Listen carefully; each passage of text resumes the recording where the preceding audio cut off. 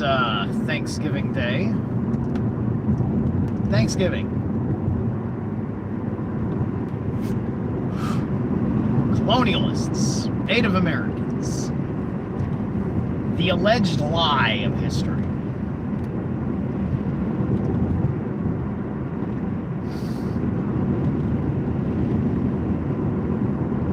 There are all these tribes of Native Americans, and what ignorance is true, because this is the way political groupthink functions, whether it be on the right or the left.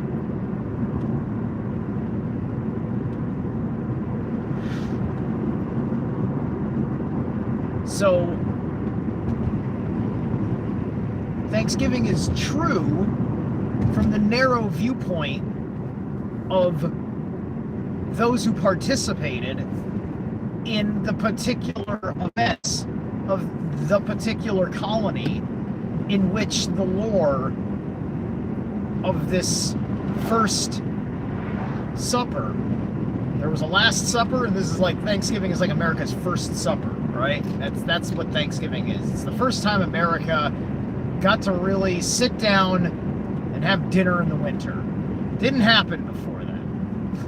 At least not in a way that could be celebrated, and we needed the natives' help. To do so, they were inclined to help us, and then allegedly we betrayed them by slitting their throats or something down the line and giving them diseased blankets. This is what the conversation in politics fucking devolves into, because nobody wants to get into the nuance, because it divulges from their political ideas in which they are trying to guide their future decisions as a national collective.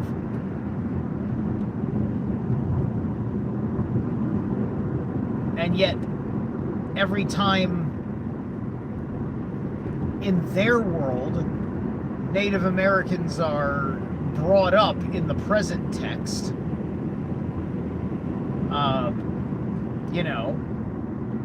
they never seem to find too many good ones. It's always these issues about the alcoholism problems in the Native American community and stuff like that, right? And all I know is that we got guys out there like Wally Brown of the Navajo, who's got a YouTube channel, incredibly based guy. Shout out Wally Brown. Shout out the holy people, right? Shout out to the Dene, right? But the Navajo come later. They come later. They're not an East Coast tribe. The West Coast natives, the East Coast natives are very different vibes. They are the product of different natural environments.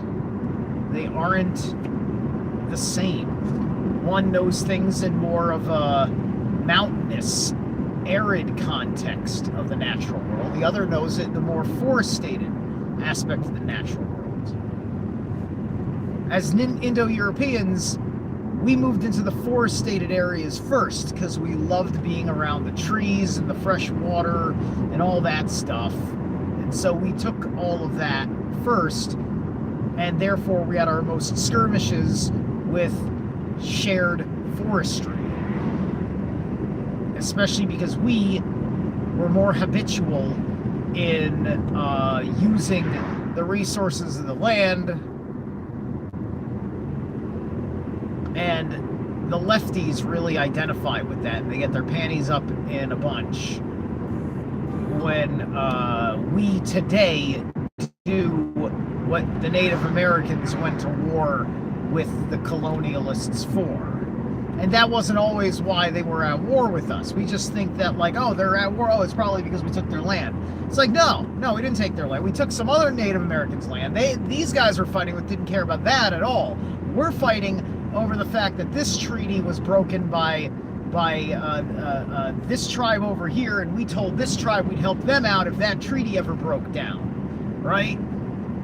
Because they were at the end of their federation when we were stepping in. Their federation was fractured or fracturing the founding fathers got their hands on it and said, oh shit, I think we just figured out how to be a functional government if we can fucking throw off the British. We got a plan, right? That's what happened.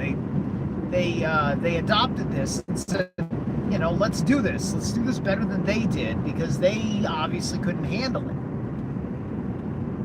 All those people that are there in the colonial fucking world, they're operating on a very different function.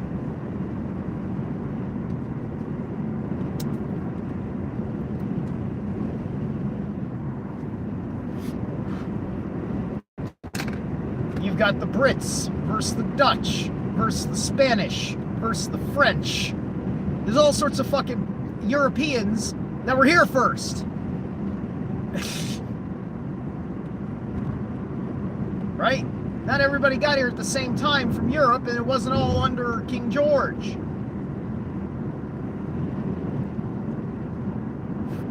So other people, not so innocent, were already going to do a thing over here. We had an interest in doing a thing over here.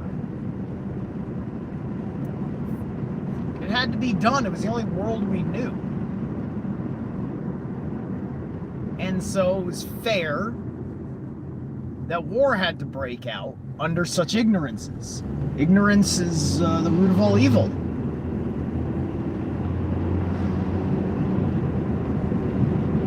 No. Ignorance is the fertile ground of evil. Yes, that is a more accurate statement. Ignorance is the fertile ground of evil.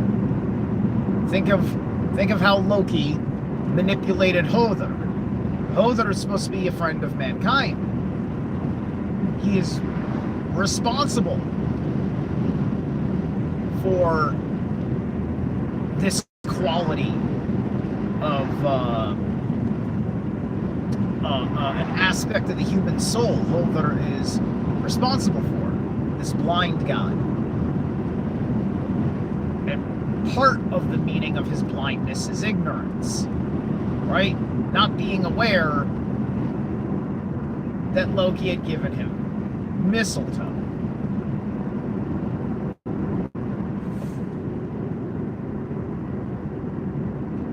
And being punished for his foolishness of missing the fact, right? And we shouldn't overlook that Hother also is held responsible.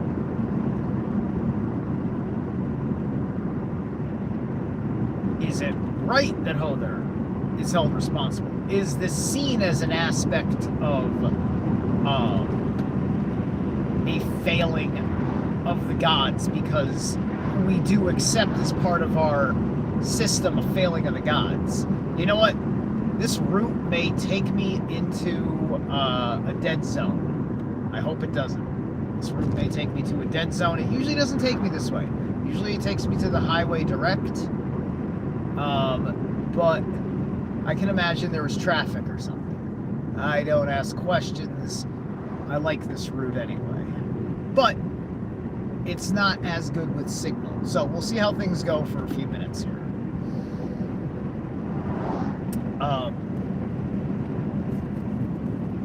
Jeez. All right. So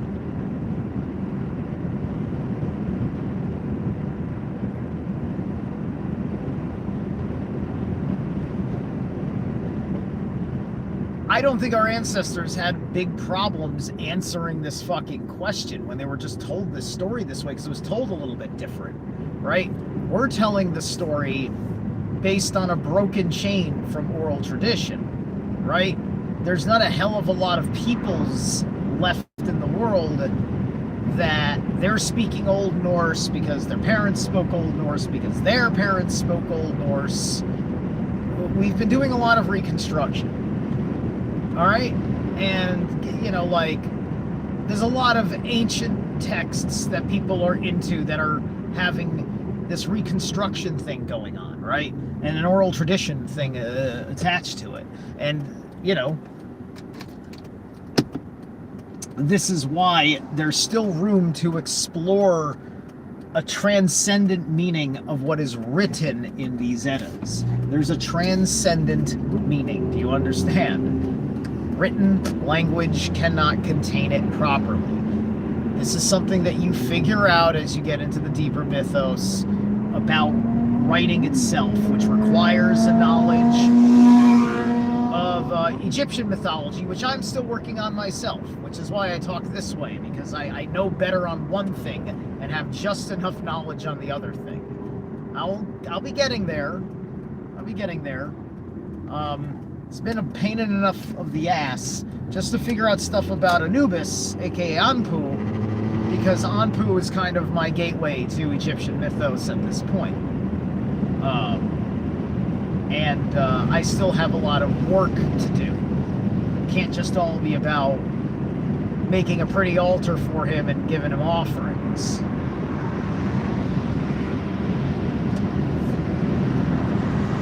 And my attitude is that, look, I don't even need the deity. Just send me one of your spirits. It's just like, Odin, you're busy, but, you know, you've got a lot of ravens. Throw me a raven. You know, it's kind of like I'm a guardian angel kind of shit, right? You can even forgive, like, if you can get out of your head little concepts like Yahweh being omnipotent, or not omnipotent, omnipresent. Being omnipotent too, but omnipresent, right? I mean, eventually you're going to want to do that because you don't want to accept the karma for what the interpretation of Yahweh is.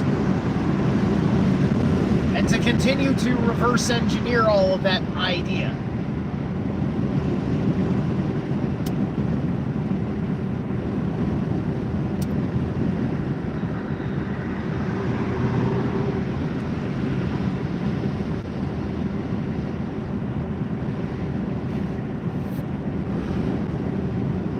So, we're looking at right now, we've already lost a great deal of America's mythos. You know, we're kind of rewriting the 1800s in different ways, and we've been rewriting things on different levels from different groups of people, because we've smashed a lot of illusions, but we forgot that the illusion is the reality because we're just confused about how reality works, and that it's okay that it works just like an illusion. It's fucking absolutely okay, because you can make a great time of it, and you can continue to work on the bigger picture to keep you safe while you're doing your thing in this place, which is where you ought to be.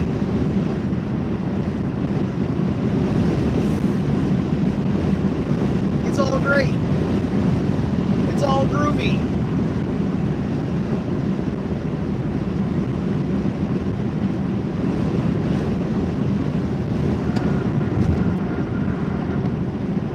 So, you know, this is where the demiurgic shit comes from, right?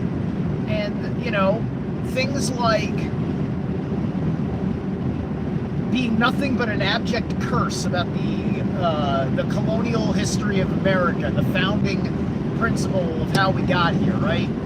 Like, literally, we're no different than everybody in fucking history.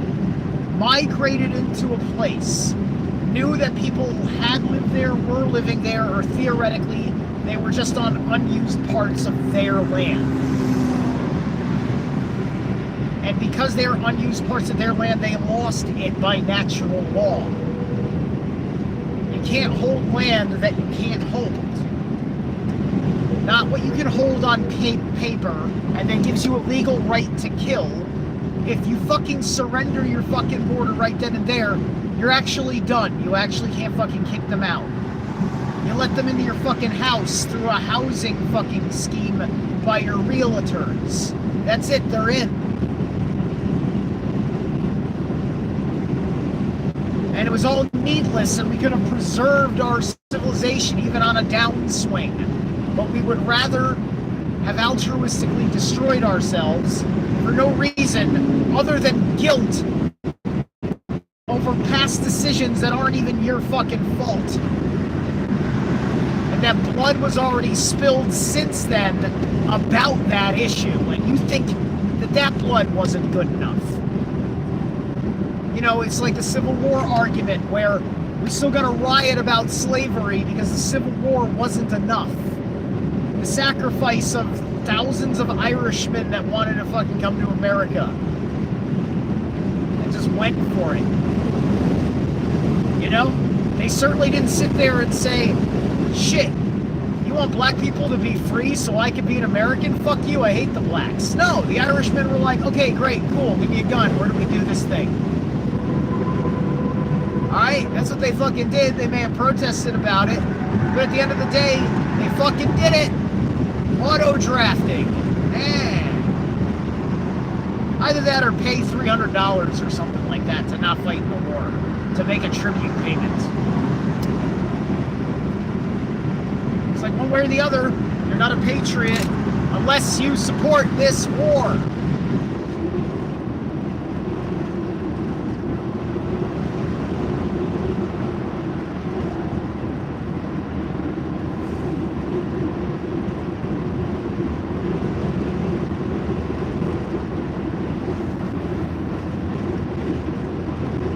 We're arguing about it because the unresolved trauma is turning into a mental illness where we're gaslighting ourselves because we're going with whatever explanation works for whichever way we don't want to own the sin of our forefathers, which are our later ancestors. Right? You know, like forefathers is kind of like just going a couple generations back, right? It's ancestors, but it's recent ancestors. Most recent ancestors, I guess we would say. Because, man, I tell you, you can look into all sorts of interesting context of what was going on in the world at the time that the age of exploration was happening, and then the age of colonization and imperialism was happening. Because at the end of the day, you're just hating on the colonialists for their part in a greater issue happening in Europe.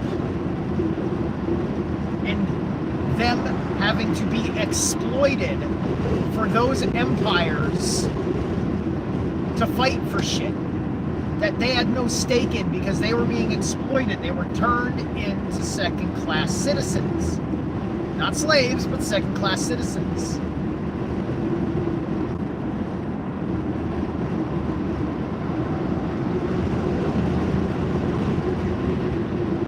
And the colonial period is interesting because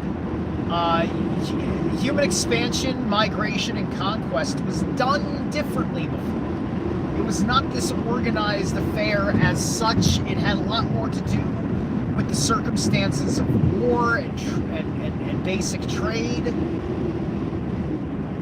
But this was about discovery now. This was about, like, we gotta reach beyond the known world. We can't just wait for the known world to knock on our door. We're gonna go knock on the unknown world's door, right? And be proactive about it, because we're running out of wildlands to occupy over here, right? The Civil War was the same thing. People that were invested in slavery or freedom had run out of land to deal with it this way. And this was going to affect political power because of the 3/5 of a person rule, which was also twisted by the left into being a humanity issue to suggest that was done to dehumanize a slave. It was done for the purposes of the census. That's all it was done for the census. Because you couldn't sit there and have an completely imbalanced representation in Congress for a citizenry that was also comprised of illiterate slaves who were not aware of the greater goings-on of the nation and the world.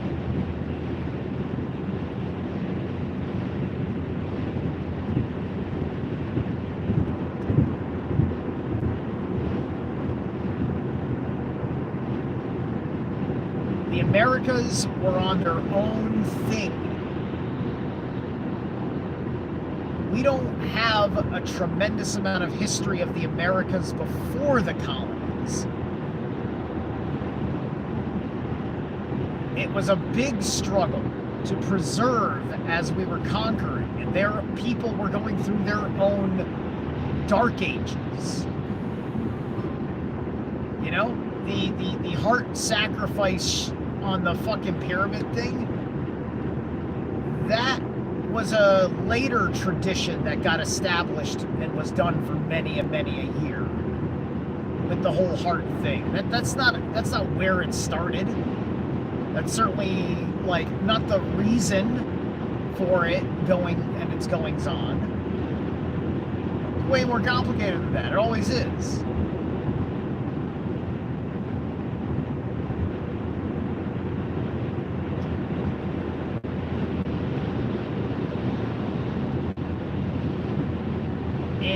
That's why the movie Apocalypto kind of gives you context. Because you don't know when in history you are during that movie until they tell you when it is at the end. And you're like, oh, that was that civilization when we showed up. Wow. Right? So you're watching the end of their civilization through the coming of the foreigners who had their shit together, and there's some crazy bullshit going on where they're from that has brought them here.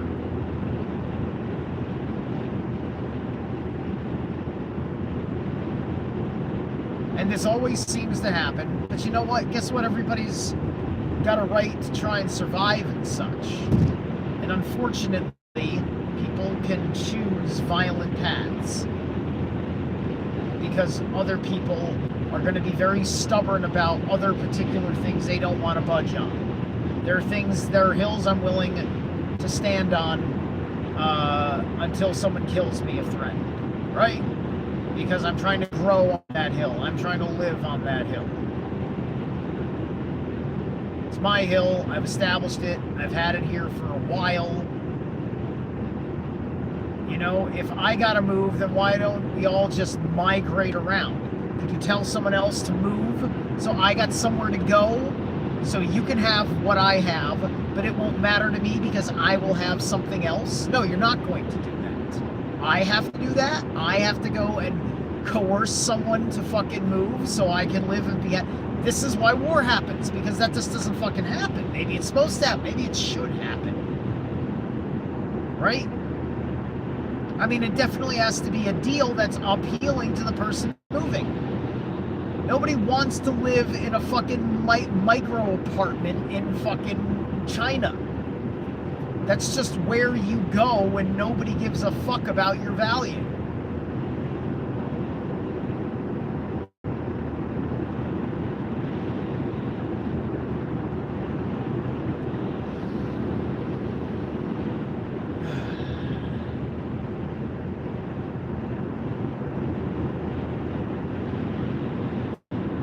Which is why it is a good idea for people that are going insane about these particularities to fucking have an emotional fucking reset. I want to have an emotional reset, not a memory reset. That's really fucking frustrating and annoying and antithetical. An emotional reset, I think, is great. I give myself emotional resets all the time. You have no idea how many times I've screamed at things and punched things and gone for a run or whatever and just shook it out of my system. I'm just like, okay, Mr. Reptilian Brain, let's go do something to make you happy for fucking 15 minutes, and then we'll get back to this issue. Deal? And then my little Dragon King is just like, good deal. We do it, and it's great, right? This is how you work with emotional maturity. It's inherently working with your reptilian brainstem to be able to handle all manner of hostile and threatening stimulus from the outside world. I'm still conditioning that, but I'm doing pretty fucking good at it right now. Anyway, I think that's really all I had to say. I'm going to enjoy the rest of my ride up to my Feast of Gratitude. I mean, look, I bet Thanksgiving is probably pseudo-associated with something pagan anyway, because it's all harvest time stuff. And to me, I think Thanksgiving is kind of a holiday for Baldur. So, you know, I'm going to be as fucking Norse about this as it is. And on this Thor's Day, Thanksgiving Day, it's Baldur's Day, because what is thanks but gratitude? All right. You guys have an awesome Baldur's Day.